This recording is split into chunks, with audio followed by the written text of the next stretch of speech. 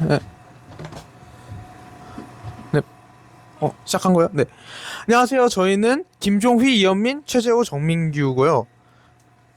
저희는 이런 논문을 조사했는데 이 논문에서 여러분들이 가장 키포인트로 봐야 될 것은 Selective Adsorption of CO2 그리고 Efficient Aqueous Phase Sensing of 2,4,6 Trinitrophenol이라고 보셔도 될 것 같습니다. 저희의 목차는 일단 CO2, TMP 센서링의 중요성 그리고 저희가 이 논문에서 만든 이 모프의 구조적 특징 그리고 BET 방법을 통해서 어떻게 기체 흡착 연구를 할 수 있을지와 그리고 TMP 센싱을 통해서 모프의 발광 현상을 통한 TMP 센싱 그리고 그것에 대한 메커니즘 그리고 결론적으로 이 연구를 통해 무엇을 얻었을까에 대해서 발표해 보도록 하겠습니다. 우선 선론으로 넘어가 보자면 CO2 흡착의 중요성은 여러분들 모두가 알고 계실 거라고 생각합니다. 지금 공장에서 CO2를 많이 펌핑하고 있고 지구온난화의 역할도 있으니 이거는 간단하게 하고 넘어가도록 하겠고요. 이 TMP 센서링의 중요성에 대해서 좀 더 말을 해보자면 나이트로 아로마틱 컴파운드라는 애들은 아로마틱, 즉 벤젠 구조가 붙은 거에 어느 정도 질소로 된 작용기가 붙게 되면 생기는 화합물들인데요. 이 화합물의 가장 대표적인 예시는 TNT라고 하는 애가 있죠. 이를 통해서 이 나이트로 아로마틱 컴파운드는 굉장히 폭발성이 강하다는 성질을 가지고 있는데 이 중에서 TMP, 2,4,6 트라이나이트로페놀이라고 하는 애가 있습니다.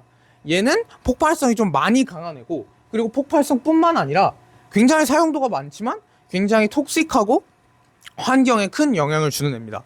저희는 이걸 막기 위해서 모프를 만들어서 어드sorption 반응을 한번 해보도록 했고요. 모프 구조는 가장 기본적으로 이렇게 돼 있는데 굉장히 친숙한 구조라는 거를 많이 아실 겁니다.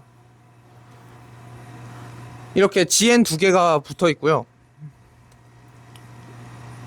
모프 내용은 정확히 이건 아니네. GN2 NH2 BDC 두 개 붙고 DPNDI라는 애가 붙은 건데 아까 보시다시피 이 리간드도 굉장히 친숙하죠? 이 리간드가 여기 붙여져 있고 BDC에 NH2가 붙은 NH2 BDC라는 리간드를 또 이 모프에서 붙인 것을 확인할 수 있습니다. 또한 인터페네트레이티드 네트워크가 되는 것도 패킹을 통해서 잘 확인할 수 있고요. 자, 그 다음에 일단 저희가 그럼 합성한 모프의 구조를 알아봤으니까 이 모프를 가지고 CO2 흡착을 하기 위해서 BET라는 장비를 저희가 사용했는데요. 이 장비의 기본적인 방법과 이론적 배경을 설명해 드리도록 하겠습니다. 이거는 모프들이 카본 다이옥사이드에 대한 업소션이 강하고 그걸 할 수 있다는 내용의 논문이고 일단 BET 측정을 하려면 어떤 특정한 준비를 해야 되는데 준비를 할 때 리간드를 전부 제거시켜야 합니다.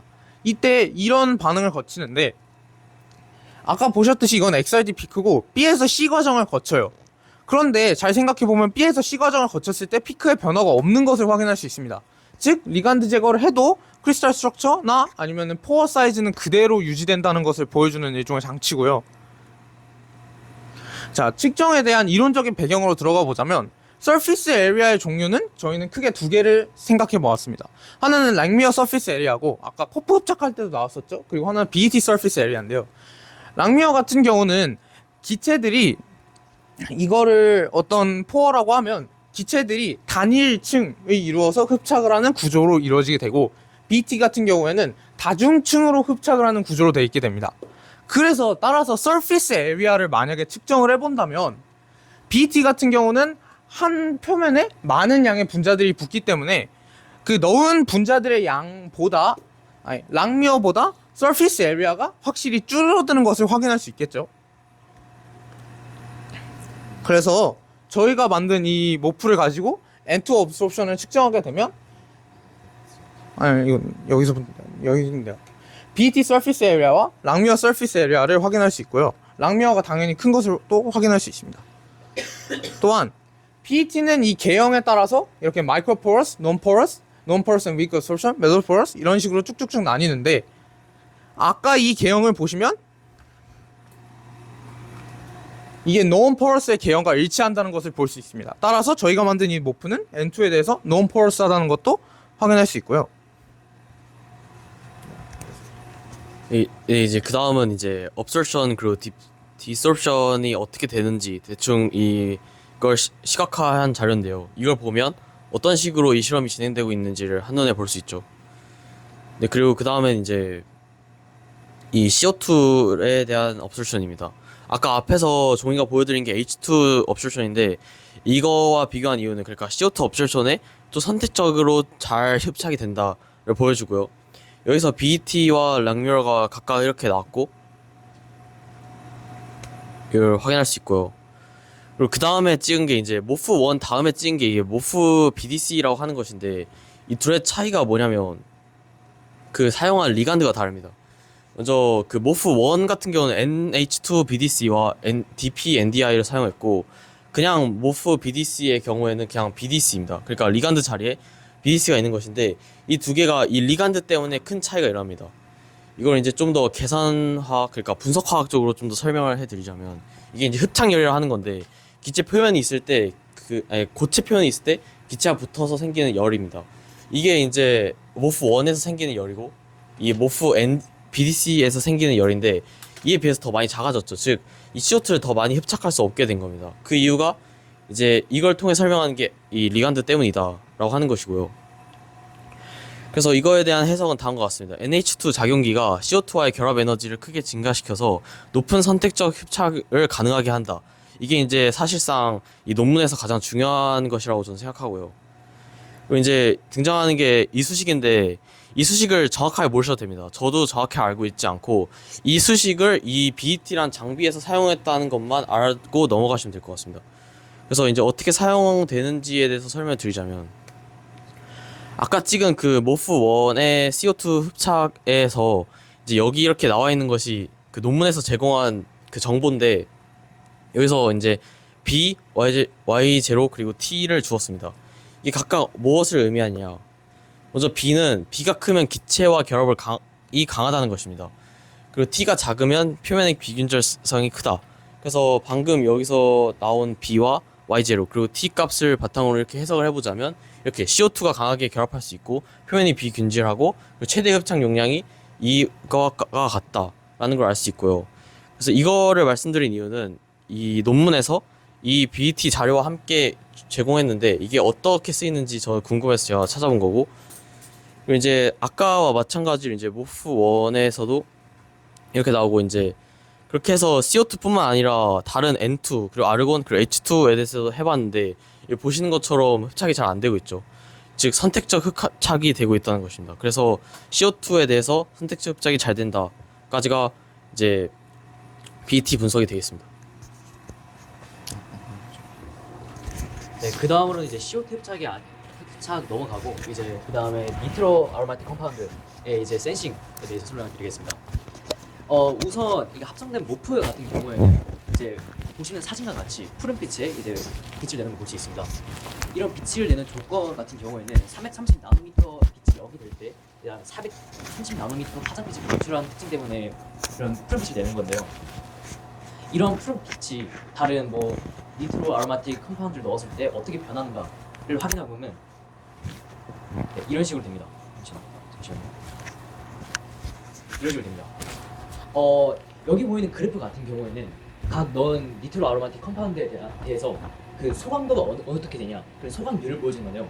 소각률이 높다는 것은 다른 말로 이 모프가 방출하는 빛을 다른 애가 흡수해가지고 모프의 빛이 줄어들었다. 모프 방출하는 빛이 안 보인다라는 뜻입니다. 그래서 보면은 그 트리나이트로 그 패널을 넣었을 때 소각도가 굉장히 높게 나오잖아요. 그래서 이 트리나이트로 패널을 넣었을 때 모프가 내던 그 형광빛이 사라지는 걸 볼 수 있습니다. 그에 반해 다른 물질 같은 경우는 소각률이 낮기 때문에 기존의 모프가 내는 빛과 큰 차이가 없는 것을 볼 수 있고요. 즉 이렇게 TMP만에 갖고 있는 높은 소각률 때문에 뚜렷한 색 변화가 발생하게 되고 이로 인해 TMP를 넣었을 때 이제 색깔 변하는 걸로 이제 센싱을 할 수 있다를 알 수 있습니다.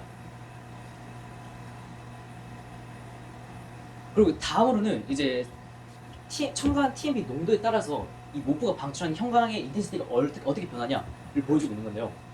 보시는 바와 같이 모프 그 자체에 갖고 있는 인텐시티에서 이제 TMP에 첨가하는 양이 점점 좀 많아질수록 이렇게 형광 방출하는 형광빛의 인텐시티가 낮아지는 것을 알 수 있습니다.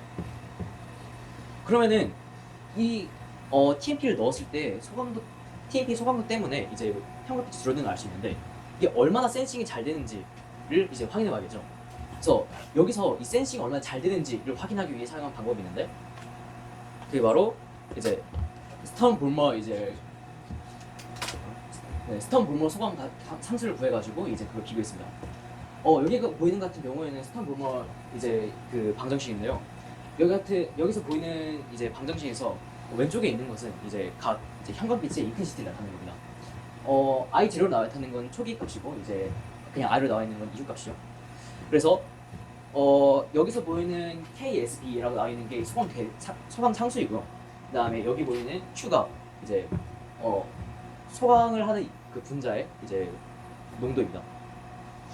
그래서 이 TMP 농도를 가면서 이 인텐시가 어떻게 변했냐를 찍어봤는데 여기서 보면 알 수 있듯이 이 그래프의 기울기가 꼭 이 소강 계수인 걸 알 수 있습니다.